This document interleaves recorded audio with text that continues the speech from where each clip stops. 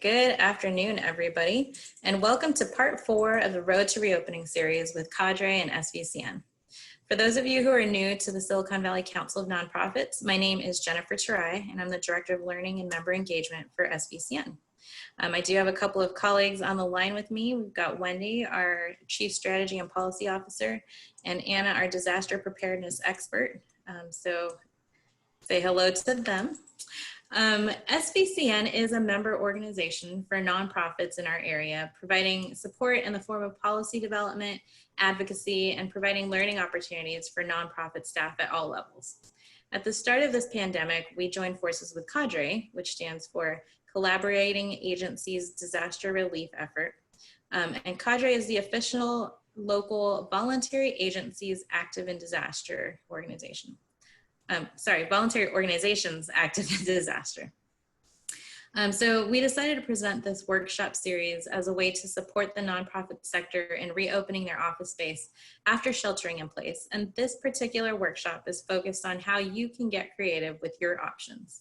Not only will you hear about options, but our speakers today will also talk about logistics so that you can make an informed decision, including what you might have to consider if you want to have your own space, how you might want to work with one or a handful of companies, or perhaps opening your space for co-working. And our hope is that you'll come away feeling like you've got a much better handle on your options and plan to build a more connected and resilient organization. I do want to let everybody know that there is a follow-up session to today's session, and it's going to be a meetup next Thursday at 10 a.m. Pacific Standard Time. So you can actually go to svcn.org and find the registration link to next Thursday's session. So for example, if today you get through our session and you decide, hey, this is something that I could probably work out, that would probably work for my organization, next Thursday is the place where you can actually meet other organizations who are either looking to share space with someone else or who have space that they want to be able to share with you. A few other things that I want to get through before I introduce our speaker. Tomorrow we have a nonprofit town hall meeting. That's going to start at 9 a.m. Also find the link to register for that at svcn.org. We're going to talk about a lot of different things that are affecting our nonprofit community, including the budgets at county, city, and state levels, race equity and what action nonprofits can take, and how we can engage in mutual aid during this time of crisis. Also, the Funding Your Impact Summit, for those of you who are not aware, is our series of webinars that will focus on building the financial and organizational strength of your nonprofit. So sponsorship packets are now available, and you can show your support for nonprofits by becoming a sponsor of the summit. And I want you to save the dates because it's going to be a great series where we're going to talk about all different aspects of funding and development and just how to make sure that your nonprofit can get through this tough time and continue to thrive. So as I mentioned, SVCN is a membership organization, and if you are not yet a member, just so you know, it's the organization and not the individual that is a member of SVCN. You can go to svcn.org to become a member today or to renew your membership. Oh, and that is for later. So I'm going to stop sharing my screen. And now I want to get back to today. So we are going to be using the Q&A function. If you're not familiar with that, take a look at the bottom of your screen and you'll see an icon that looks like a talk bubble. We would like for all of your questions to be entered into that box because that will allow us to actually thread the answers to your questions in one place. And then after this workshop is over, I will put everything into a document and share that with you all via email. Feel free to use the chat function and let us know who you are, which organization you're with.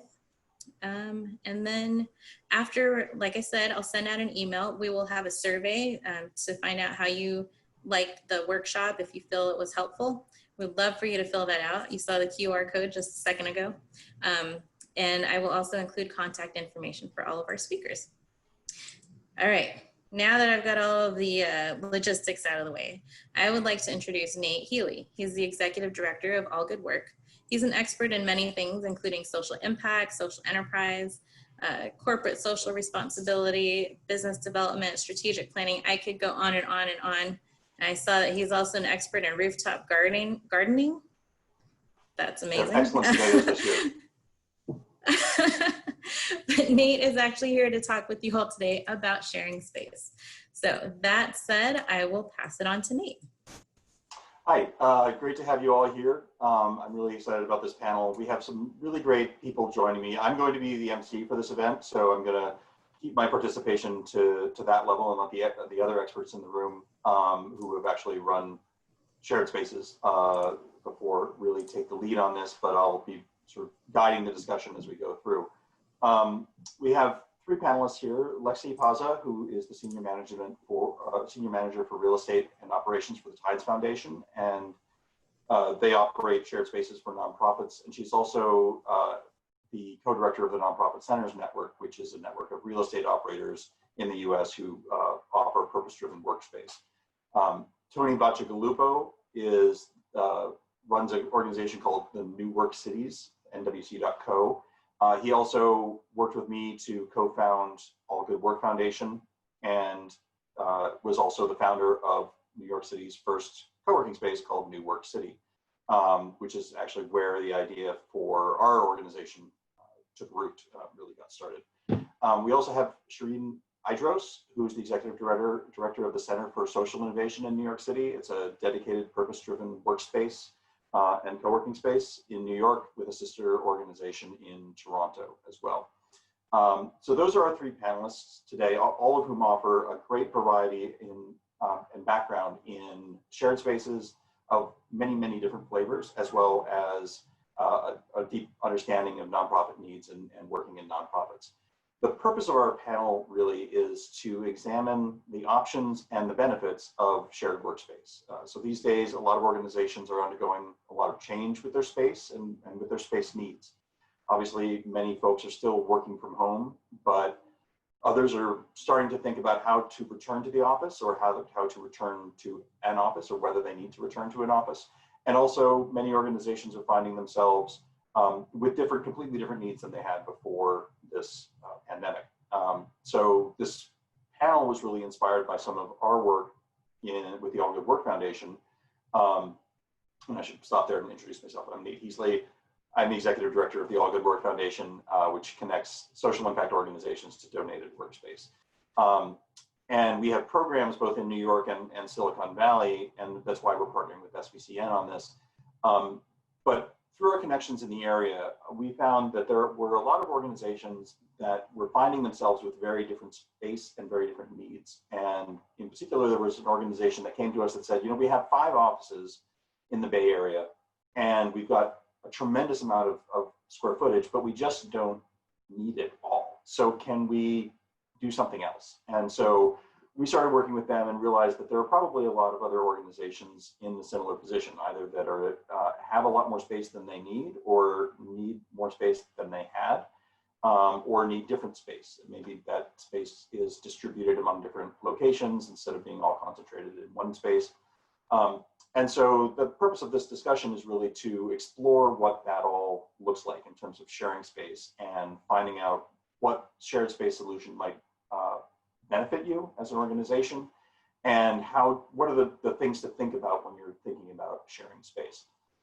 So with that, again, I want to encourage people to use the Q&A function. We will be monitoring that throughout, and I will try and answer questions either if they're relevant at the time or save them for the end and try and consolidate questions that are similar. But with all of that introduction, I want to sort of start off by pitching a question to Lexi. And just sort of, Lexi, could you just introduce us to what are the sort of primary benefits of sharing workspace, and what are the different models that looks like? Yeah, absolutely. Thanks. Can everyone hear me? Good. Okay. So yeah, shared space, Tides and the Nonprofit Centers Network believes deeply in sharing infrastructure as nonprofit organizations. we believe that you can go much farther together than alone. And if you start thinking about all of the things that a functional workspace needs, things like kitchen, conference room, entryway, usually staffed, especially if you're welcoming clients or guests into an office, sharing those costs ends up absolutely allowing you to put more of your resources to programming. You're able to share the infrastructure that you would otherwise have to cover entirely on your own. And so we see a lot of these efficiencies. I mean, even thinking about a copier lease, if you're able to divide a copier lease up amongst 8 organizations, because you know you're not going to have that thing running 100% of the time with your own organization, that's where you really start to see the efficiencies add up. But there's also programming advantages as well. I mean, at the Nonprofit Centers Network, we like to think about collaboration as a continuum, where it really starts with building rapport and relationships, and then building up to the point that you could take shared risks together.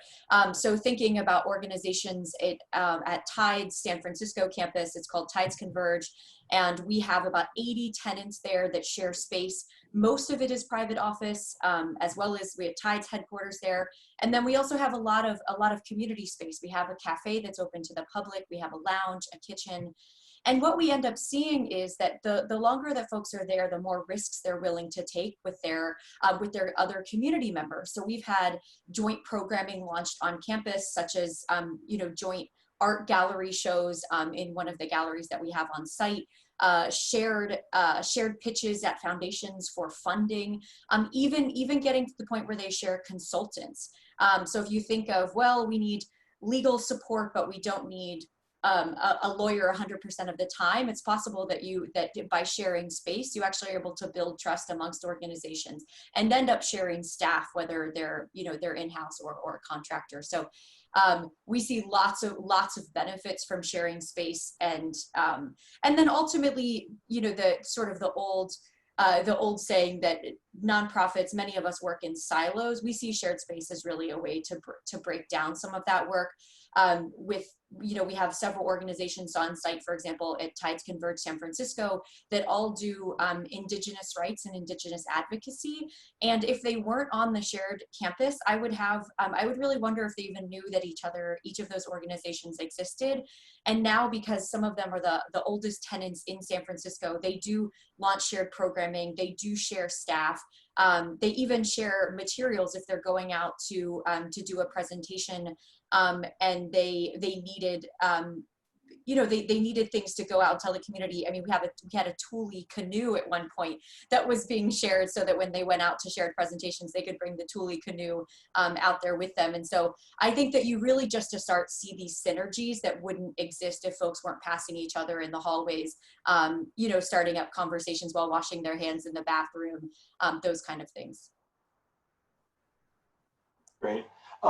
So Tony, maybe you can expand a little bit on some of the different models for co-working, or what the different, so I should back up here and say co-working is the term that I'm using, not just to apply to what's sort of in the modern sense considered working out of a commercial workspace together, but also just that could be one organization sharing space with another, or one organization sharing space with members of the public, or something in between.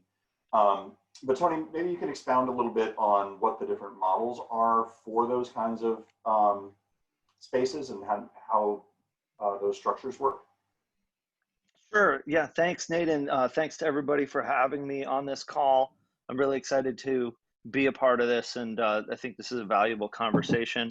So co-working is basically something that is very versatile. We're used to, most of us, thinking of it as being kind of this WeWork kind of office rental kind of a thing, but it's actually something that takes a lot of different forms. And so there are a lot of different ways to approach it. I think the people who are on this call probably are in vastly different situations. And so what's going to work for your needs and your particular context is going to be very different from somebody else's. But basically what we're talking about with this conversation is figuring out what you've got, and then what your options are as far as what you can do with it. And so if you've got a really, really big space with a bunch of different offices and a whole bunch of room, then there's a lot you can do with that.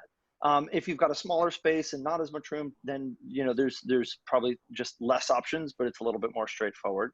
But we want to get a sense, first of all, of how much space are we working with, and what are the features and attributes of those spaces, and then understand kind of how can we divide up that pie. The simplest model would be to just find a subtenant to take over a big chunk of your space that you don't need, and they can sublease that, and then you're done.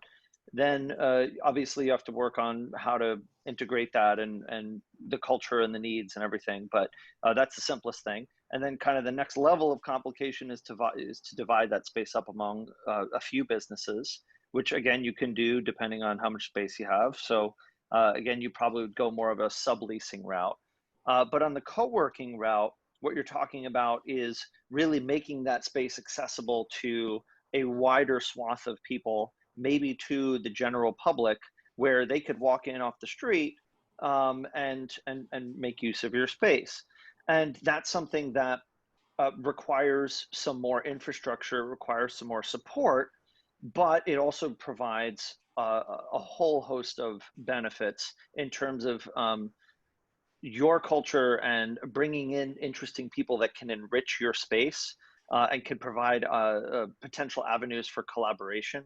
So what's nice about the co-working piece is that while it could be a lot more work to set up, if you have the disposition, the inclination to try it, and you're really intentional and deliberate about it in making it more valuable than just saving some money, it can actually be a really great way to enrich your organization's mission in terms of how you bring people in and how you foster culture. And that's something I hope we have a chance to talk a lot more about in this conversation.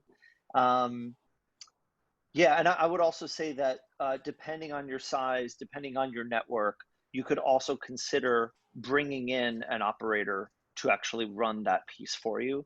So just within the co-working realm, there's kind of DIY, allocate your existing resources to manage it, or find somebody to run it for you. And even within that, there's kind of like find a company that does this already, which there's not a ton unless you have like a really big space. Or potentially, what I find very exciting, find somebody in your community who's already hungry to run a local community space. Because I mean, when I was getting started, I was 24 years old, I had no money, and it was really hard for me to get a foot in the door in New York City to get a space. And it was only actually because a startup that had too much space took a chance on me that I was able to start my business and eventually move to a much larger space. So if you find somebody out there who wants to run this, and that takes a bunch of the work off of your plate, you might actually be a real lifesaver to them who's trying to get their break. So that might be one way of approaching it. I think that pretty much covers the spectrum, Nate. Yeah, let's expand about the sort of the cultural synergies and the collisions. Lexi kind of alluded to this as well. Shireen, you actually run a space that's dedicated to purpose-driven organizations, not specific to nonprofits, but including for-profit, social enterprise, sort of all those kinds of organizations. Can you talk a little bit about what some of the synergies are that you see in that space, and how you see those benefits beyond just rent savings sort of taking effect? Absolutely. For CSI, so kind of our, tagline, if you will, or mission, elevator pitch mission statement is we're a nonprofit co-working space community and launchpad for people who are changing the world. And I think before I even get into the specific synergy examples, what does really help drive building community collaborations, all those great things that Lexi talked about, is we have an ethos, we have a stated culture, we have a stated mission. So anybody who is looking to rent space from the get kind of self-selects, because they're not looking just for renting an office. They're looking for a culture, they're looking for a community. So having that as our foundation really gives us, I think, a couple steps forward in terms of being able to help facilitate those connections. And as was talked about before, all those common areas are great for those serendipitous, and bump-ins and collisions that we like to see amongst members. that really grease the wheels, the social bonding that needs to happen. That's the basis for the community building. On top of that, you know, we take a very intentional approach to building community, and not just in the social sense. I think, you know, certainly the happy hours and game nights and things like that are always great, but to help spur those synergies and lay the foundation for those synergies even further, we take a really intentional approach. So for example, we have something internally with our members that's called Challenge Labs. And our community animator, her job is to actually animate the community and introduce members to each other and bring people together, is to bring members from each different organization, a group of 5 to 8, with a challenge. So right now, as we're facing this huge disruption of COVID and everything that it's doing to our personal lives and our professional lives and our society, one of the things I'm sure that many of the people on this call are facing is, how do you either maintain or build capacity in this post-COVID world when you don't have a lot of cash on hand? And so we will bring together a few members to talk about how they're doing it individually. And that could be a nonprofit, a social enterprise, you know, a sole proprietor, et cetera. And from there, you know, you'll see members meet each other and do a lot of the things that Lexi talked about, start initiatives together, go in for funding together, share staff. We've definitely had people in the CSI community who have worked for several different organizations because their skills are wanted. And, you know, you meet somebody casually or meet them in a professional way within the space. And so that continues to happen. And then when you lay this intentional programming and intentional community building on top of it, it just makes that go even faster. We've seen organizations actually, what's it called, merge, absorb each other, et cetera, et cetera. So you name it, it happens. And I think one other thing I'll mention that I think is very special about the CSI space too, and other spaces like it, is when you're in the nonprofit sector, you're in the business of doing good for the world, and you start to delve into whatever problem it is you're trying to attack, it becomes clear very quickly how layered the solutions and the problems are, and how you can't solve poverty without addressing education and food deserts and racism and all these different things. And so when you've got a community with many different types of organizations working on different causes, and then you intentionally bring them together, it helps to spur solutions and innovations in how these causes can begin to be solved. So we see those types of synergies too, seeing an education-based organization work with an LGBT rights organization, working with a sports organization to come together to provide interesting programming for youth, for example. So that's a flavor of the type of synergies that we'll see. Based on that, Sheree, how would you say, I mean, from so Tony and Shereen both have managed spaces with multiple memberships of organizations of different sizes. Lexi, correct me if I'm wrong, but my sense is that you're more of a sort of traditional business center type operator with more of a sublease kind of structure rather than a membership structure necessarily, even though you're serving much the same community as CSI has. But Shereen, maybe you can expand a little bit, or any of the panelists really, about what's important from a smaller organization perspective about choosing that first roommate, or how do you identify the people that you want in your space? And you know, having a broad mission statement is great for a large center like CSI, but coming back to your roots, even Tony, when you were starting your space, how do you identify those first few people that you're sharing space with, to make sure that they're the right kind of people set up for the right kind of relationship that's not going to cause problems down the line? Sorry, I kind of dished that to everybody. It's all good. Tony, I think you should jump in. Shereen, I think I led with you, so. It's all good. Tony, I think you should jump in. I think you've got the background to talk about that. Sure. I'll start us off for sure, which is just to say, this is true for starting a lot of things. For starting a new major project, it's true for starting a new organization. but it starts with relationships. It starts with conversations. It starts with people you already know and trust.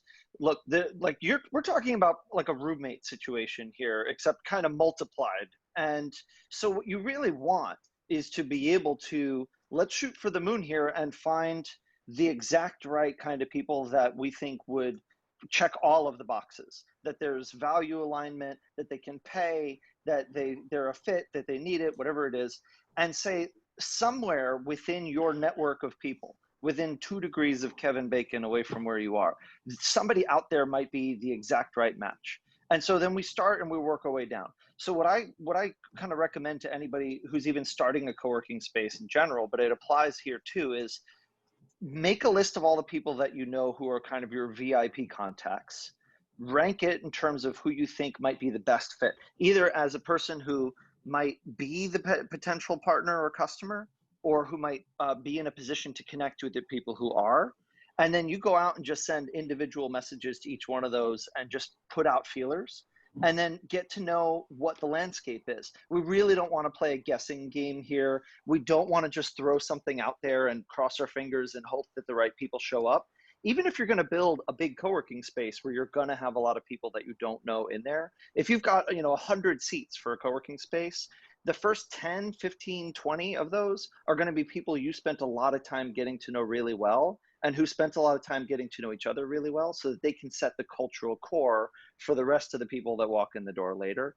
So I think really ultimately that's what you want to try to do, is start with people you know, find where the easiest wins are that are maybe just a few emails away and a few phone calls away, and then use that to set a foundation that you can build on from there.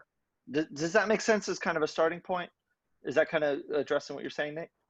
Yeah, I think I was looking for sort of like, how do you find the right people for that space, and maybe Shireen or Lexi can also talk to like what's the best balance in terms of organizations that are doing the exact same kind of work versus doing work that's in the same wheelhouse, versus looking for some thought diversity and maybe expanding to work with organizations that are doing something completely different. Where do you see the best synergies in that?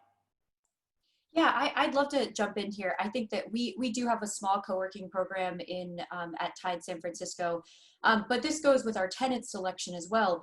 We're really looking for folks who understand our culture, and as Shireen mentioned, we also have a very intentional coworker culture. We talk a lot about our values. The values are on the walls when you walk in. And so you do find that people are going to self-select a bit, regardless of what their organization does. Tides does allow, we have a mix of for-profit and nonprofit organizations, but all need to meet a basic standard of culture fit. And one of the ways we do that is ask for their concept of give get. So if they come onto the campus as a co-working member or as a tenant, how are they planning on using the space, and what do they want to get from the community, and what will they give back to the community? And even asking that question on the application starts to weed out folks where they're like, oh, this isn't just a standard office space. Like, I'm actually buying into something much larger if I begin to work there. And I can't emphasize enough, ensure, regardless of their mission statement or their programming, understand how they want to use the space. So if someone's coming on and they say, and we actually ask that on our co-working application, like, how are you going to be in the space? And if they say, I'm on phone calls 7 or 8 hours a day, and I know that our co-working space is small and the nearest phone booth is down the hall, and it's actually quite hard to sort of shift people into there when they're on the phone, I'm going to know maybe that they're not a great fit, and they could actually be disruptive to the vibe that we already have going on. We do things like we emphasize use of headphones, because if folks are on a call, I think the world will be more sensitive to all of this after COVID. And we really think about, these aren't going to be guests in our space. These are going to be peers. So we really look at ways to sort of democratize the culture. So we on the very first tour that I give, I talk about the fact that if you drink the last of the coffee, you make the next batch. And that starts to set folks' expectations that they're coming in really as an equal. And yes, we have a team that's helping the space run and helping the space stay animated, but we see each person as an individual contributor to the culture. They're not coming in here where there's ambiguity about how to use a space. Ambiguity can be such a culture killer.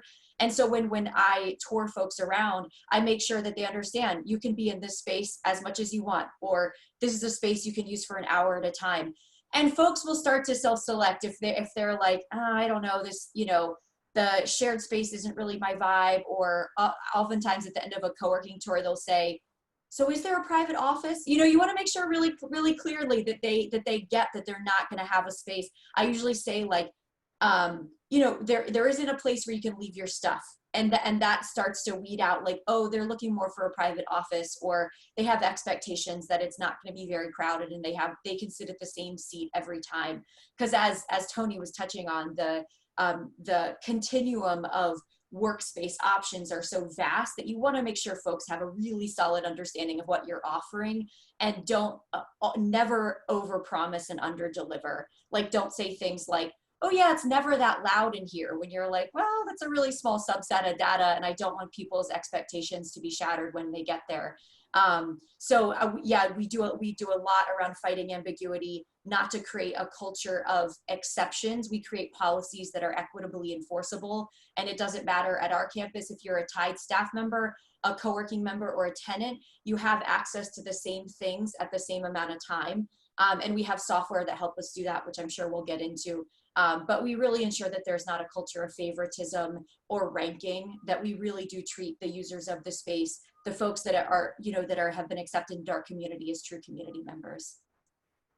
So I think that you've hit upon a couple of really good points. And one of the things that certainly running the All Good Work Foundation residency program I've encountered is people who come in with different expectations from the shared space perspective. And so I'll talk to somebody who wants to enter into a shared space, and they'll say, well, yeah, but I need the conference room like 6 hours a day. And you sort of have to make sure that you're making people understand what a shared workspace is, and how the balance of that works. But coming back very briefly, just to sort of like hit the highlights of this, what are the very specific things that you think need to be drawn up, Shireen, maybe you can take this one, that need to be presented to people that you're sharing the space with, whether that's a co-working member or another organization that you're just roommates with? How do you set the cultural tone of the space, and what sort of documentation in terms of guidelines, rules? I remember a sign from Tony's space that I think said something like, there's nobody here to wash your coffee cup, so do it yourself. So, how do you make those expectations clear in the documentation or in that conversation? Yeah, that's a great question. And I would love to hear Tony jumping in on this one too, because he's sort of the king of co-working space culture and has helped us out a lot too.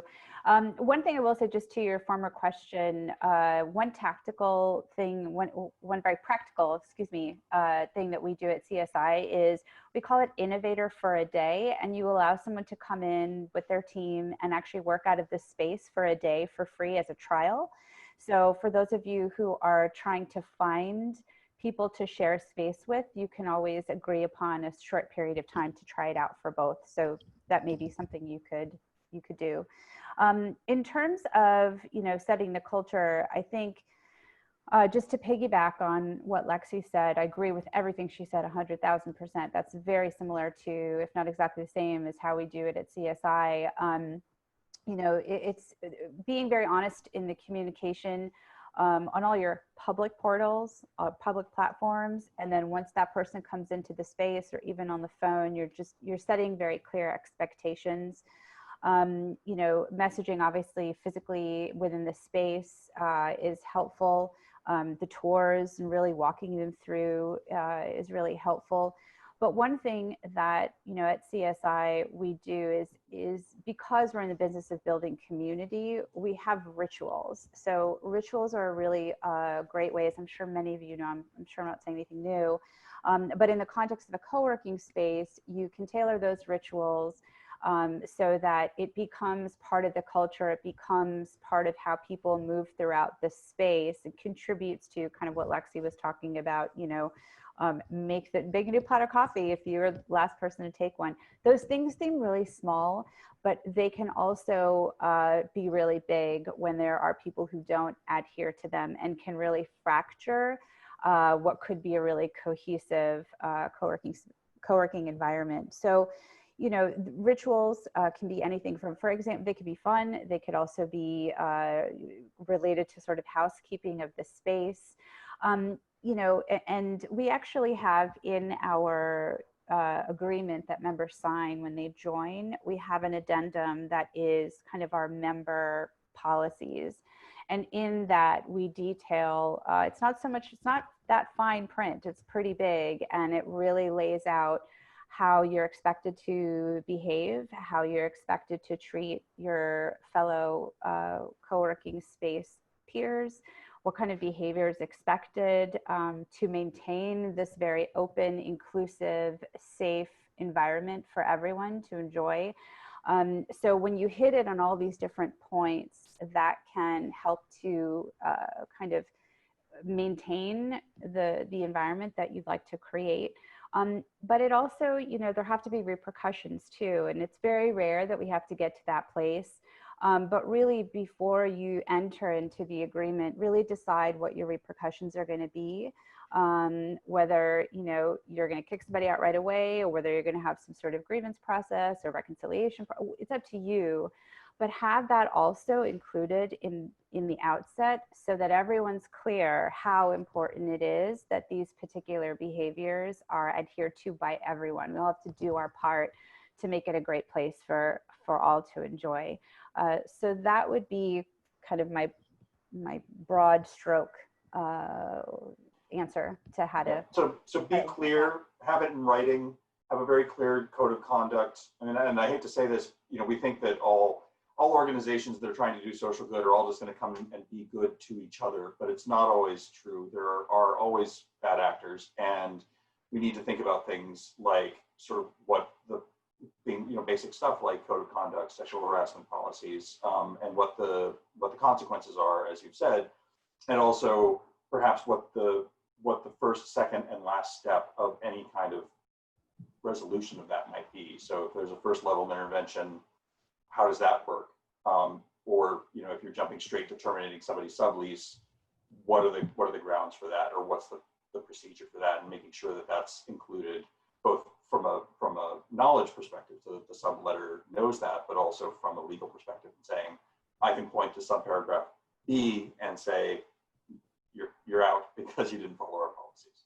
Absolutely. So I think we could go on a lot about the culture, but I realize we've got a lot to cover, and I want to get to some of the more brass tacks of things that people need to think about, whether they're sharing space or entering into a shared space. And I want to talk about the resources. When an organization moves into a space and it's all theirs, they tend to spread out. They tend to build out only what they need. They don't necessarily think about anybody else's needs. But when another organization comes in, we need to think about everybody's needs, whether that's one other organization or multiple organizations sharing the same space. What kind of resources should people be thinking about when it comes to their own space and sharing that for the first time, whether that's sort of critical infrastructure, bathrooms, kitchens, reception, meeting rooms? What are those things that they need to be thinking about in terms of sharing their space? I'll start real quick. We'll start with access control. So depending on the scale of what you're talking about, there's a lot of different ways you can do it. If you're a smaller space, maybe you're literally cutting keys.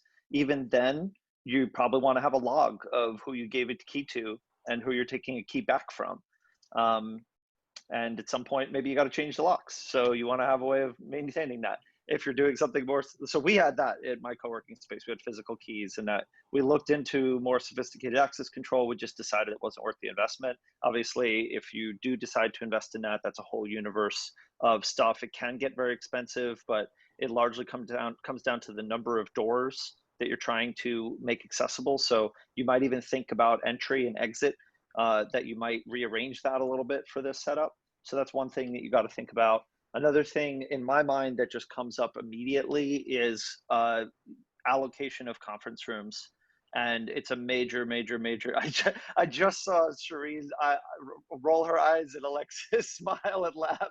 So conference room space is a major point of contention in a shared space because it is a scarce resource that lots of people want.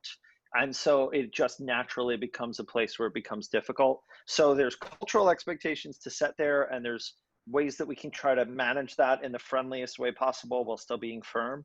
But just from a logistics standpoint, how people book a room and how people know whether a room is booked, that whole thing. And in particular, how you handle that when there might be an internal system you're already using, and now you need to make that front facing somehow. Do you use a separate system? Do you have to maybe expand the existing system you're using or replace it altogether? A few things for you to definitely have to dig into there. I just pause you there, Tony. Yeah. I just want to get a quick check-in.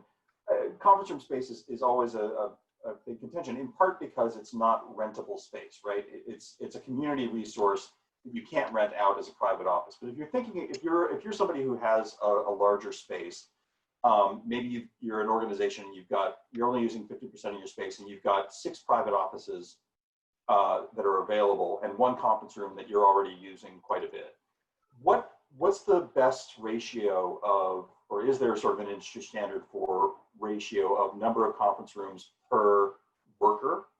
And I know this varies obviously with different kinds of businesses and such, but is there something between the 3 of you that you think is? I'll tell you, because we calculated this, and I'll say this for co-working, obviously for different businesses, and it varies widely depending on who you're bringing in and whatever. But you also want to account for the fact that the tendency now is towards needing individual phone rooms. And we had way too many times when we had a 4 or 10 person conference room with 1 person on a phone call. So if I could design my space from scratch today, it would be overwhelmingly individual phone rooms that take up relatively little space. And I would like way overcompensate in terms of the number of rooms I would add. So we said it had to be no worse than 1 phone room at least per 10 desks. I would take that down to 8 or lower if you can. So if you have 8, let's say 8 individual spots for people to sit and work at, you want at least 1 phone room or larger conference room. And so, and I would say in general, assume that you need more than you think you do.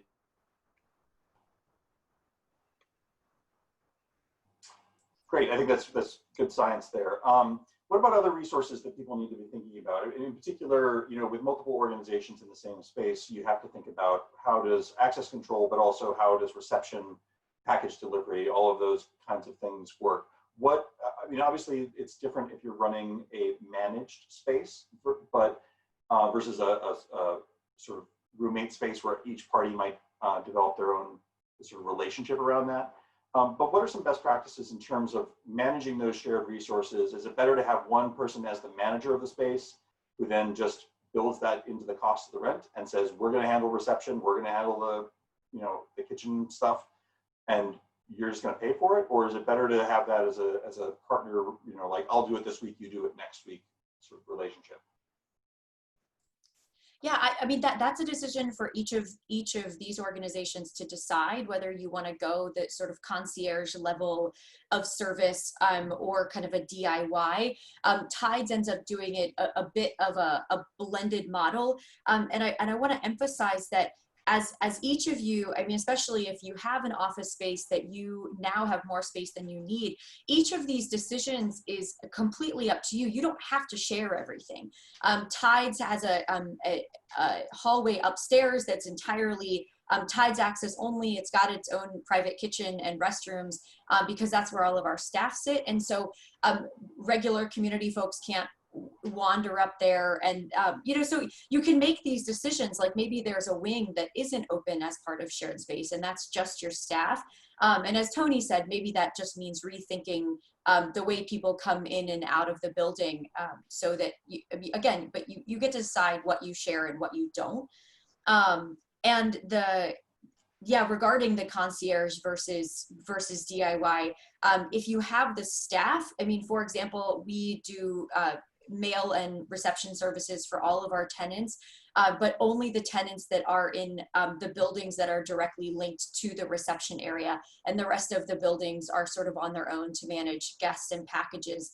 And that works really well, but we have multiple buildings over a campus, so it can be a bit of a hybrid. And then there's technology to help you do all of this. I mean, there's package scanning apps that, that your receptionist can scan the package and it automatically pings the person who the package is there for. And the same with guest services. We are right now using an iPad that has the app Greetly loaded up onto it. And it's actually been really fantastic. I mean, it essentially serves as a receptionist where if a guest comes in, they log in and it sends a Slack, a text, and an email to whomever's guest it is. And so that means that even if our receptionist has walked away, there are easy ways for them to be met by the person that they're there to see. So I would say it really depends on what kind of operation you're already running, and there's no pressure to add this concierge level service. I would say shared kitchens are the most divisive issue amongst all shared spaces. We joke that during the Nonprofit Centers Network Conference every year, the room gets loudest when you bring up spoons because everyone is missing spoons, so we can never figure out exactly where they go. You could, for example, have a staff member that spends an hour a day making coffee, cleaning up the kitchen. Maybe that just saves you a lot of heartache and a lot of headaches, especially if you have a lot of individual users rather than, one roommate organization. But those decisions, each one of them can be made on a gradient depending on what you can afford, whether say that your front desk person has a little bit of bandwidth and you think that receiving packages makes a lot of sense for the guests because the members of your space are behind an access door, so it takes a little bit of time for them to get up to sign for a package. I mean, those are decisions that are made a lot on what the capacity of your team and what the layout of the space is, rather than one official issuance of what's better and what's worse.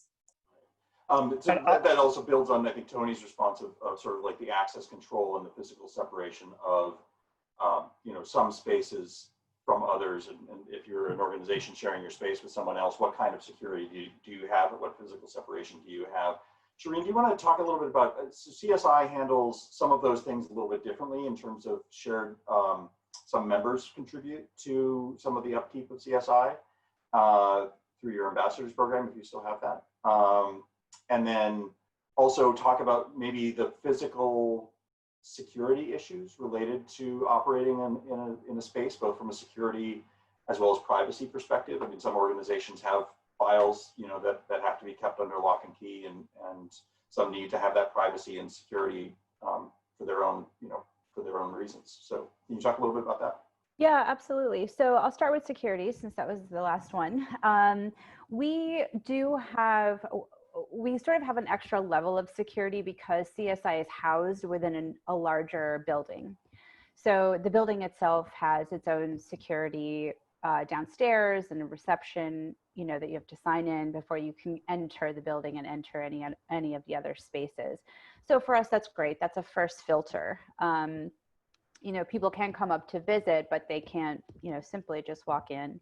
In terms of the actual space, once they get there, we do have a program that's called the Desk Exchange Community Animator Program, and that's available for people who may not need membership, may not be able to afford membership, may want to just get some experience being a part of the community, haven't started a business yet. I mean, so many different folks, students do it as well.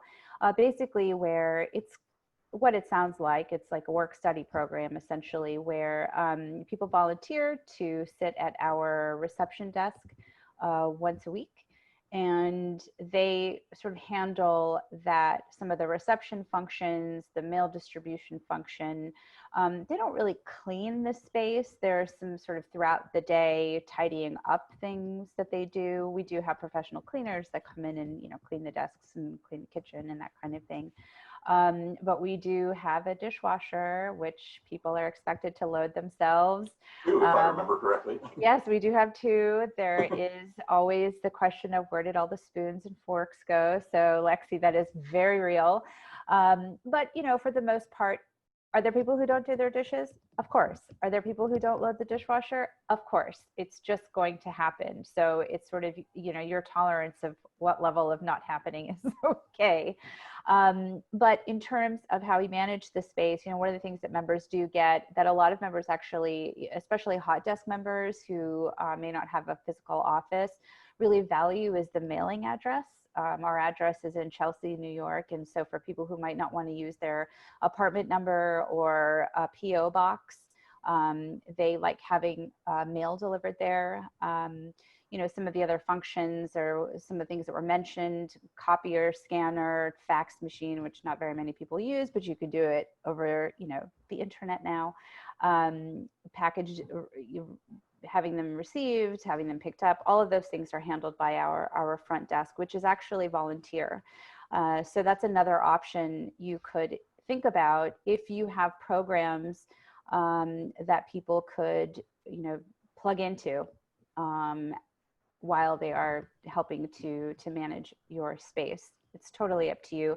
We do have programs that those members can join, those desk exchange community animators, DECAs as we call them, can join. They participate in some of our community animation activities. They get several months of free membership to the space so they can come in and work on their project in our hot desking space. And one thing I want to go back to in terms of security is, so there is that first line of defense having, you know, the building itself having its own security. But this is, I think, where culture comes in a lot as well. The CSI space, at least so far as I have been in this role, you know, no one's had their wallet stolen. No one's had their computer stolen.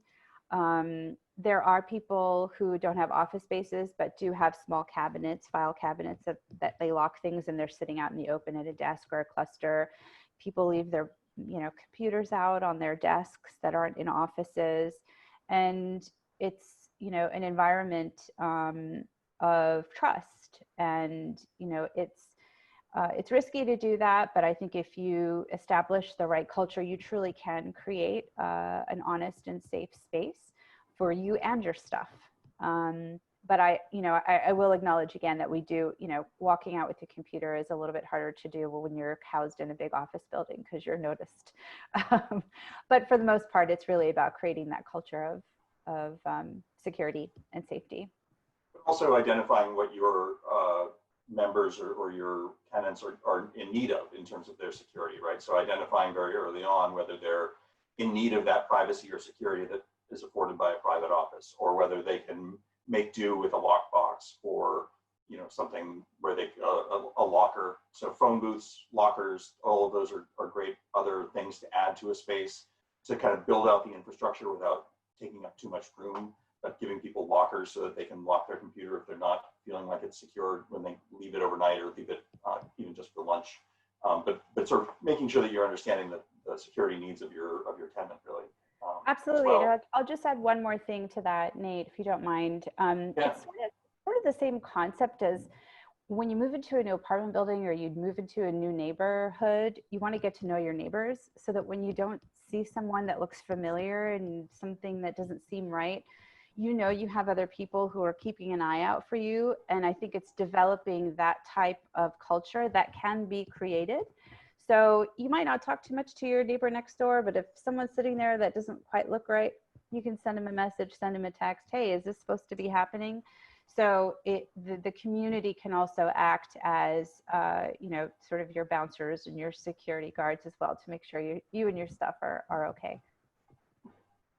And that sort of brings me back to another point, which is also, you know, sort of aligning organizations and their foot traffic and understanding when you're interviewing somebody, sort of going back to that issue of like, how much conference room space are you actually going to use? Also, how much foot traffic are you going to have? Are you doing a lot of, you know, direct services? Are you going to have people coming in?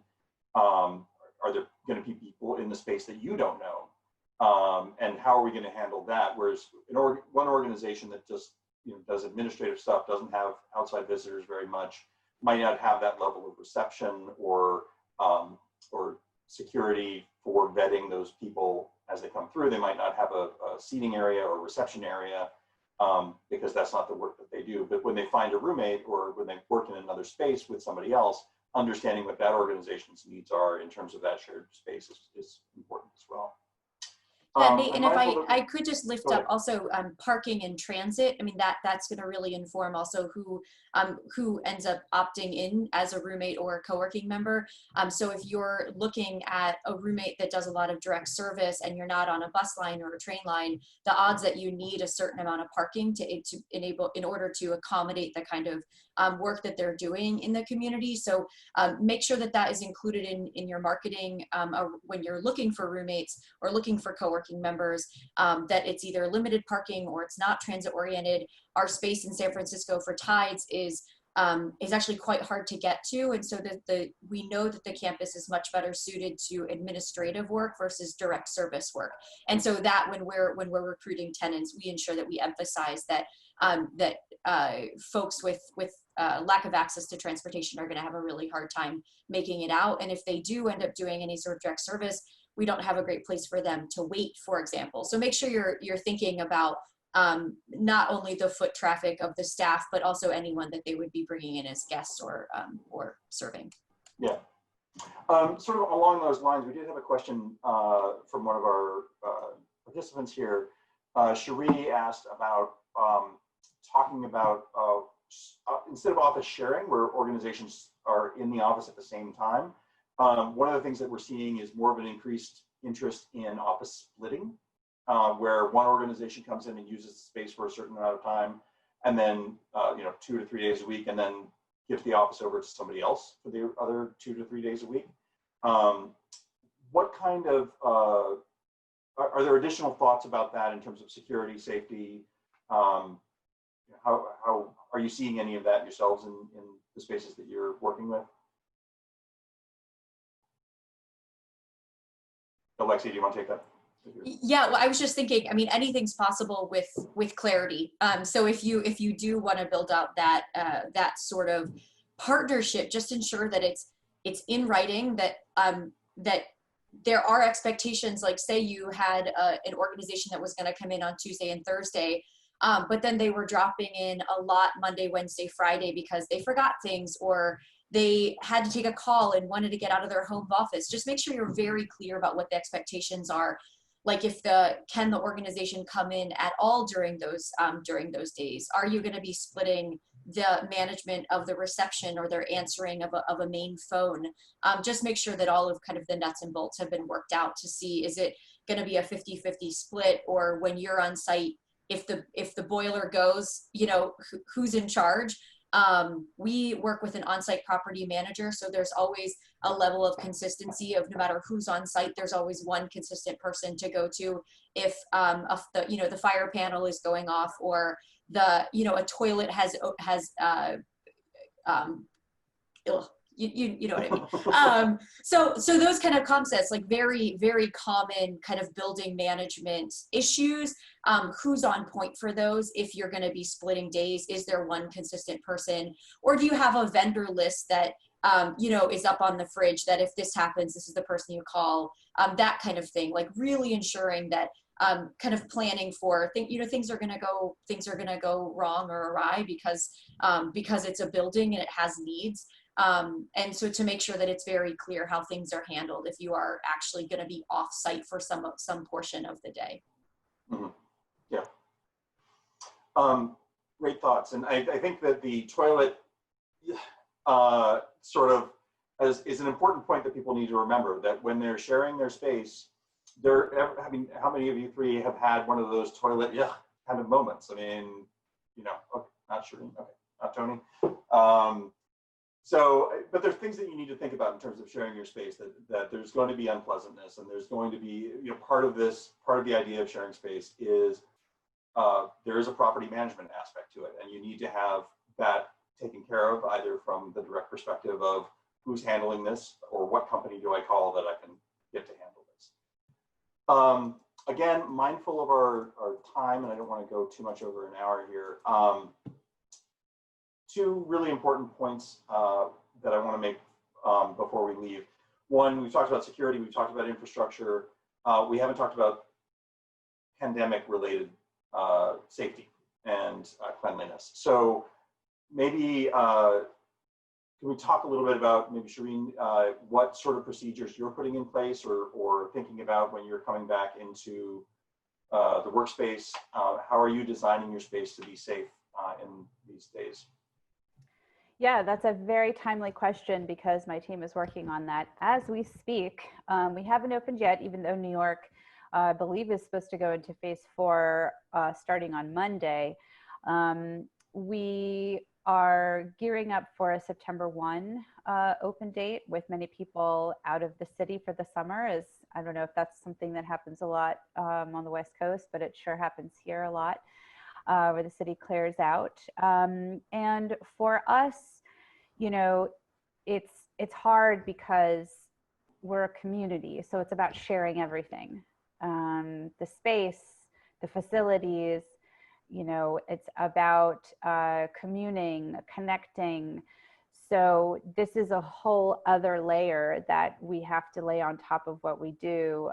Everything from moving some of our open space around so that the desks and hot desking and cluster tables are appropriately spaced.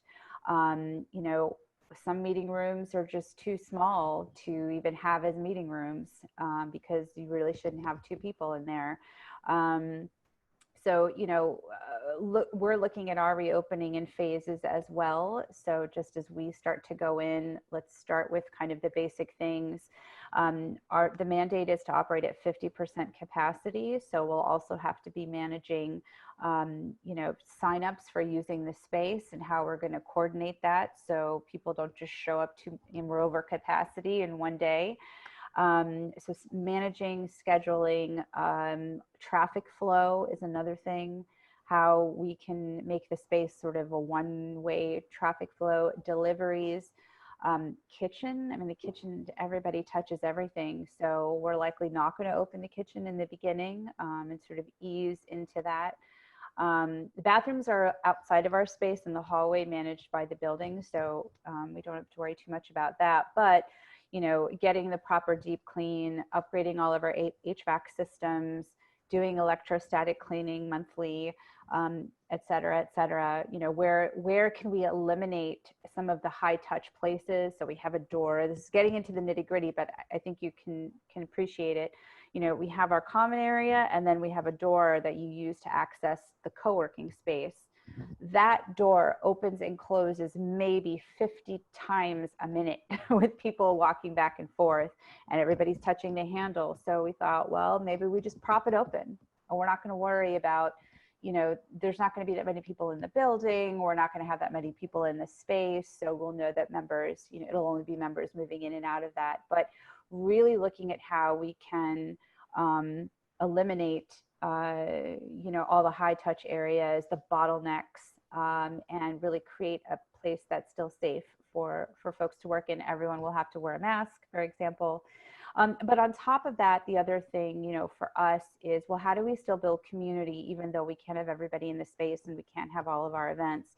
So some of the programs that we're starting to launch are things that we can do online and in person. So as we might shift in and out of potential stay-at-home order or pulling back on how open we are, depending on what's going on, we can still, you know, maintain our journey and move through those turbulence in a way that won't completely knock us off if we don't have access to the space, or now we have access. And I think that's been the really tricky thing. And of course, everyone's health and safety is our #1 priority. So while we won't be able to just fling the doors open and let everybody come back in the way that we have used this space, we're going to do our best to just ease into the space, and there'll be a lot of messaging and you know, culture building around this new way of moving about the space that we'll have to do. But I have faith in our community. I think everybody wants to do well and make it a space that's safe for everyone. Great. Yeah, I think those are some really good points, and I think certainly anybody who wants to follow up with me after, we've also looked at some of the industry guidelines or developed our own industry research around this, and can certainly provide some guidance around some of that too. The final question or the final topic that I want to talk about is the pricing of space. So, if an organization is looking to share space, whether that's through sublet or some more broad sort of co-working arrangement. Tony, what are the different things that they need to be thinking about in terms of pricing their space, understanding that as a nonprofit, they might not be looking to make as much money as possible, but they also don't want to lose money or be stuck with a bill at the end of the month? Yeah, absolutely. So one of the things you want to do is really easy, look at the other spaces in your area, see what they're charging, make a little spreadsheet. And that also gives you a sense of the different levels of offerings that people have. The co-working space offerings can range from entire floors of buildings all the way down to a virtual membership or part-time memberships or anything in that range. So you want to get a sense of that. The way that I work with my clients when I'm helping them develop their business model is think of this in terms of desk days as well. So you don't want to charge, you want people to be spending less if they're paying for more days, when you're dealing with part-time memberships, things like that. So you want to make sure that you're kind of doing the math correctly there. But you essentially want to get a sense of what the market looks like, plug that in and get a sense of kind of where that fits into what you're spending for that portion of the space and what other components of the overhead you might be adding into it. I've actually got a business model template that I use to help people estimate their expenses and things like that.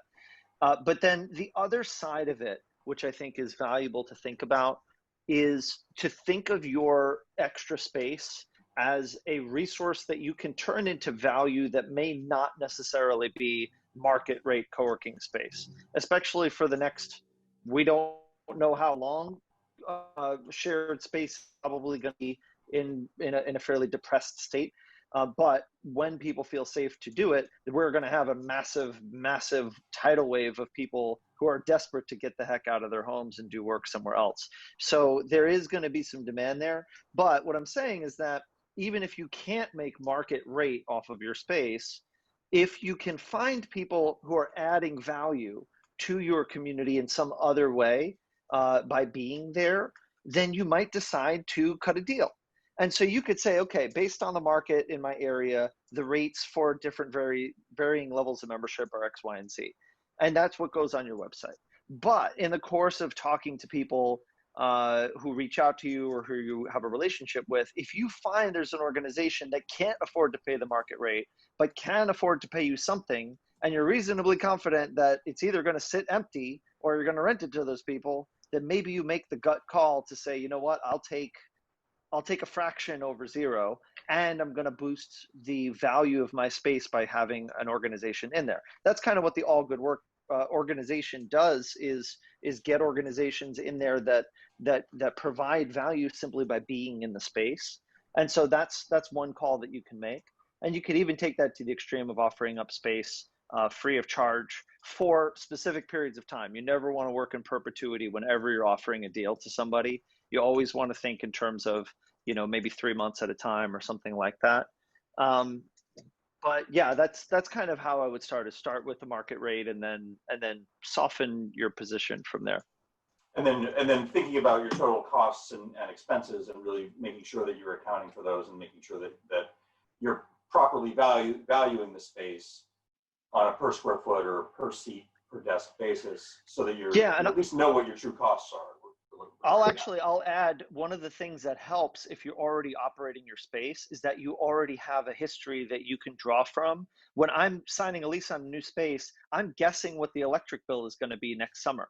Because I don't know, but you probably do, because you can look at what your numbers were from last year and whatever. So you can then say, okay, if I've got 10,000 feet and 5,000 are going to go to the space, and in the last year I spent this many dollars on these resources, then put that in the business model. Just cut all those numbers in half and put that in your business model. Treat this as if you were starting a new business from inside of your existing business, and like as if your existing business was kind of like your landlord, so to speak.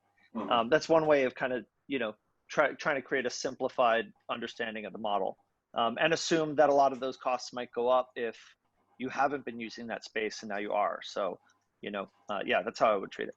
Yeah. And then I don't know if this, just as a final note, I don't know if this is relevant to anybody's experience, but with organizations that may be sharing their space with only one other organization or two other organizations, I think there may be a tendency to treat it like a roommate situation, like we all did after college, where you get the electric bill and then you say, okay, well, let's pay this together. Anybody have any experience with that, or guidance on whether that's a good idea or a bad idea?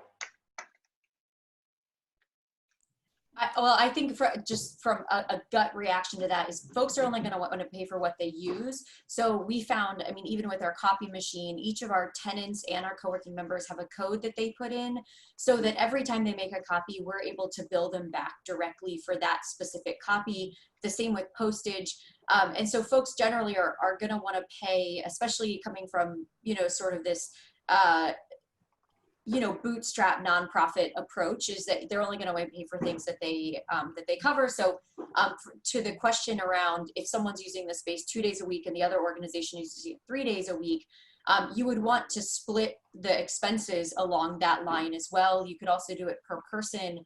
I also want to highlight that it's important that you think about which staff of your own are going to be necessary to make the space run effectively, and allocate proportions of their time to this so that you can add that to the total cost of the space. So if your receptionist or office coordinator is going to be spending 10% of their time sorting mail, receiving packages, receiving visitors for the tenants or the co-working members, ensure that the cost of 10% of their time is also added on to the total cost of the space.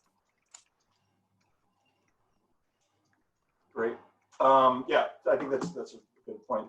Tony wanted to make one final remark about landlord negotiations, and that reminds me that if you're sharing space, talk to your landlord first. Making sure that your lease permits sublets, that your landlord knows about a sublet, if your landlord needs to be approving any sublet or change in your business model that includes sharing your space or subletting your space. All of these are important things to talk about with your landlord. Tony, do you have another remark about that you want to? Yeah, I'll just say really quick, look, we're in the midst of a still mega crisis here, and there's a lot that we're going to have to navigate, a lot of uncertainty. And so if you haven't been doing so already, I imagine that a lot of people on this call are here because they have questions about their rent, and maybe they're paying more rent than they want to be. So getting some kind of a dialogue going with your landlord and really recognizing, yes, they are your landlord, there is an agreement in place, but we all have to figure out how to navigate this together. And a landlord, I would hope, would rather you pay you can and pay zero and leave them with a space they're not going to be able to rent out for another year. So the more that you can have a dialogue with them about the reality of your situation and build a good rapport, the more healthy and secure everybody will feel in terms of how to proceed. One of the things I'm advising my co-working space clients on now is the possibility of negotiating, renegotiating their agreements to make them joint venture agreements where they share in the revenue. So essentially you can say to the landlord, look, if I'm making enough to pay you rent, then you'll get your rent, maybe even more than that. But if I'm not, then you will get what you can based on what I have, what I'm generating. And so in that way you can avoid the specter of eviction and maybe save yourself a lot of money. So I would just say, don't be afraid. Get the dialogue going with your landlord, figure out where they're at in this process, and that might be able to save you a lot as well. And also you might be able to recruit them to help you if they're in a position to secure subletters or help you with that. They probably won't, but at least to have it on their radar, it's healthy to have that communication going. And we're probably going to do another workshop specifically on that. I mean, so most of the attendees today are California based, and there are all kinds of complexities within the California law and commercial rent, commercial eviction moratoria that are complicating things there. So I think we're going to look at doing a special workshop on what are your rights, what are your responsibilities, and what are the options. comes to renegotiating your lease or working with your landlord in other ways. So with that, I think I want to wrap up, unless there are sort of open the floor for closing remarks from anybody who has last thoughts. We do have a question here, and I apologize if you feel like you answered it fully already, but Karen is asking, well, she says, our org is being considered for a shared nonprofit office space and wondering what questions you think I should ask as a prospective tenant. Anybody want to take that? So look, flipping the switch here, we've been talking a lot about orgs who want to share their own space, but orgs who want to be in a shared space, what kind of things? I mean, I think we covered a lot of topics from the other perspective of if you're sharing your space, what kind of things do you need to be thinking about? And I think a lot of that sort of is reversible in the sense that you can say, what are your security procedures? What are your cleanliness procedures? What are your infrastructure? How are you managing shared space? How are you managing shared resources? But does anybody else want to sort of talk about sort of what's the highlights as a prospective tenant in a shared space? What are the things that need to be asked? Well, if I could jump in quickly, I think, you know, all of those standard questions are absolutely, you know, a must, the ones that Nate ran down. I think it's also important that you, as an organization, really look at how you plan on using the space and what kind of environment is really going to support the work that you do and the way that you work. And see from there what types of questions you would want to ask if noise is a factor. You know, if you work late, if you come on the weekends, if you know, whatever it is that defines how you work and how you and your coworkers use the space, I would draw questions out from there to make sure that the space really is going to support you and how you use it.